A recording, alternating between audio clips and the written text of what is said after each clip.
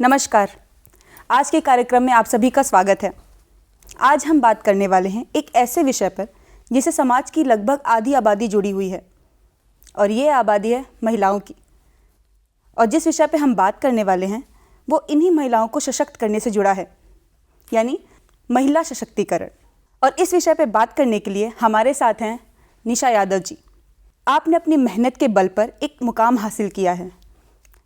आप इस वक्त पीएम श्री राजकीय बालिका इंटर कॉलेज में प्रधानाचार्य के पद को सुशोभित कर रही हैं। आपका बहुत बहुत स्वागत है हमारे कार्यक्रम पे। हम आपसे पूछना चाहेंगे कि महिला सशक्तिकरण हमारे राज्य के लिए, राष्ट्र के लिए और हमारे समाज के लिए क्यों आवश्यक है? देखिए, महिला सशक्तिकरण का अर्थ ही है कि हम समाज के लिए और राष्ट्र के लिए, उसकी उन्नति के लिए कुछ करें। तो उसमें सबसे पहले तो शिक्षा बहुत ज़रूरी है। जब महिलाएं शिक्षित होंगी तो निश्चित रूप से उनका परिवार शिक्षित होगा, समाज शिक्षित होगा, और जब समाज शिक्षित होगा तो निश्चित रूप से उसका राष्ट्र पर भी प्रभाव पड़ेगा। तो इस तरह से महिलाएं शिक्षा से जो है वो आर्थिक मजबूती को भी प्राप्त करेंगी, और आर्थिक मजबूती रोजगार के रूप में उनको जो है एक स्वावलंबन की भावना आएगी उनके अंदर, और इस प्रकार से वो जो है राष्ट्र के योगदान में अपना महत्वपूर्ण योगदान दे सकती हैं। तो जैसा कि आपने कहा कि शिक्षा बहुत इम्पॉर्टेंट है, इसकी क्या भूमिका है महिला सशक्तिकरण में? महिला की शिक्षा की क्या भूमिका है? महिलाओं की इसमें बहुत महत्वपूर्ण भूमिका है, क्योंकि शिक्षा एक ऐसी चीज़ है जिससे हम अपने समाज को समाज में एक परिवर्तन ला सकते हैं। सामाजिक जो धारणा है उसको, जो लोगों के प्रति, जो महिलाओं के प्रति, उसको हम बदल सकते हैं। तो ये सिर्फ शिक्षा से हो सकता है। और जब महिलाएं आत्मनिर्भर होंगी, उनको समानता का अवसर मिलेगा, तो निश्चित रूप से वो अपना जो उनके अंदर टैलेंट है, जो प्रतिभा है, उस प्रतिभा के बल पर वो अपना तर्कपूर्ण निर्णय ले सकती हैं और इस प्रकार से समाज में अपना योगदान दे सकती हैं। ओके। और ये महिला सशक्तिकरण के लिए, जैसे शिक्षा तो बहुत इम्पॉर्टेंट है, महिला सशक्तिकरण के लिए क्या क्या प्रयास किए जा रहे हैं? महिला सशक्तिकरण के लिए हर स्तर पे प्रयास किए जा रहे हैं। जैसे सरकारी प्रयास योजनाओं पे समझे तो बेटी बचाओ बेटी पढ़ाओ, ये जो नारा है इसका अर्थ ही है कि हम जो बाल लिंगानुपात है उसको जो है हम सुधारें। जो रेशियो बालिकाओं का घट रहा है किसी न किसी कारण से, उसमें हम सुधार लाएं। और इसके बाद जो बेटी पढ़ाओ की बात है, तो जो बेटियां को हम ज़्यादा से ज़्यादा शिक्षित करें, जिससे वो समाज में अपना एक अलग स्थान हासिल करें, और इस प्रकार से उनका जो सम्मान है, नारी सम्मान है, उसको बढ़ावा मिल सके। आज की जो वर्तमान की स्थिति है महिलाओं की, उसके लिए आप पुरुष प्रधान समाज को कहाँ तक उत्तरदायी मानती हैं? देखिए, पुरुष प्रधान समाज एक कारण हो सकता है, लेकिन वही एक जिम्मेदार नहीं है। उसमें हमारी जो शिक्षा है, स्वास्थ्य है, हमारा जो समानता का भाव है, तो उसमें अगर हम शिक्षित रहेंगे, हम अपने अधिकारों के प्रति सजग रहेंगे, हम अपने कानूनी अधिकारों को जानेंगे, हम अपने कर्तव्यों को समझेंगे, और निर्णय लेने की क्षमता, जब निर्णय लेने की क्षमता आ जाएगी बालिकाओं में या महिलाओं में, तो निश्चित रूप से उनका सम्मान अपने आप बढ़ जाएगा।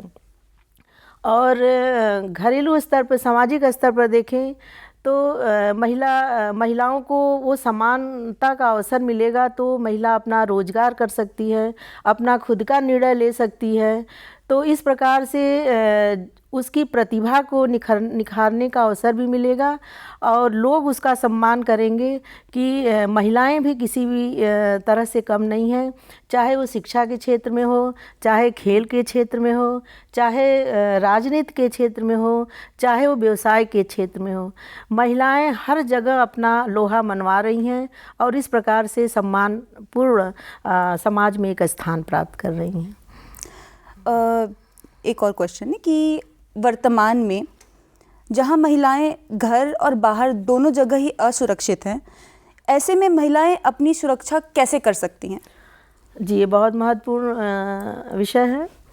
जैसे महिलाएं घर में कैसे सुरक्षित अपने को रख सकती हैं, तो आजकल हर जगह सीसी कैमरे घरों में भी लगाए जा रहे हैं, तो सीसी कैमरे से हर गतिविधि को देखी जा सकती है, तो कोई भी अवांछनीय तत्व हिम्मत नहीं करेगा कि कोई गतिविधि करे।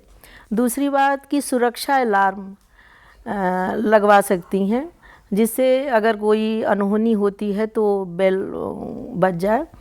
और दूसरी बात कि उनको एक सुरक्षा के लिए ऐसा कुछ संकेत हो, जैसे कि अगर कोई उस तरह का हो तो उन्हें समझ में आ जाए कि हाँ कुछ होने वाला है, तो फिर उससे अलर्ट हो जाएंगी और इस प्रकार से अपने को बचा सकती हैं। दूसरी बात कि वो अपने कार्यस्थल पे अपने को इस तरह से सुरक्षित रख सकती हैं कि अपने आसपास के वातावरण के प्रति सजग रहें, सतर्क रहें, जो भी गतिविधियां हो रही हैं उसके प्रति भी वो सजग रहें, और जो भी चीज़ें हैं उससे, जैसे डिजिटल भी आजकल बहुत सारी चीज़ें होती हैं, उससे भी अपने को बचा सकते हैं।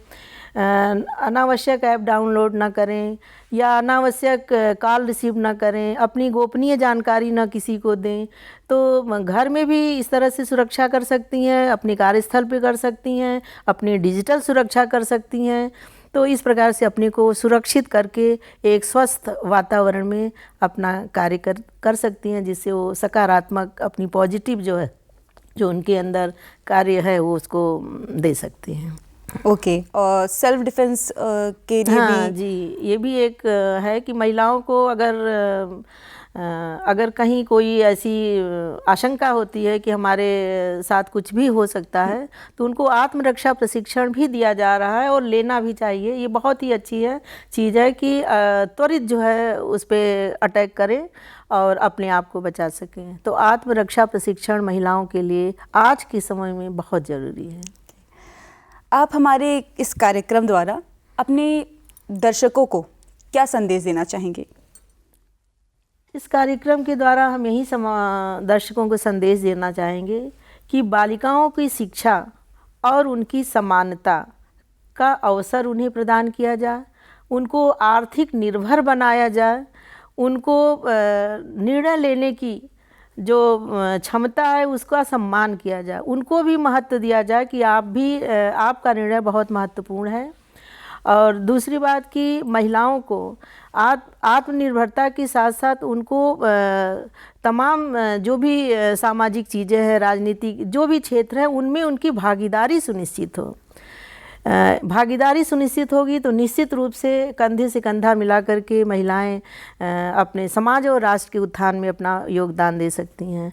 तो ये चीज़ जो है हर स्तर पे होनी चाहिए और सभी को महिलाओं का सम्मान करना चाहिए। तो निश्चित रूप से जो सपना है प्रधानमंत्री जी का कि 2047 में सभी मिल करके सबकी भागीदारी से हमारा राष्ट्र विकसित राष्ट्र की श्रेणी में आएगा, तो ये सपना तभी साकार होगा जब हम महिलाओं का सम्मान करेंगे।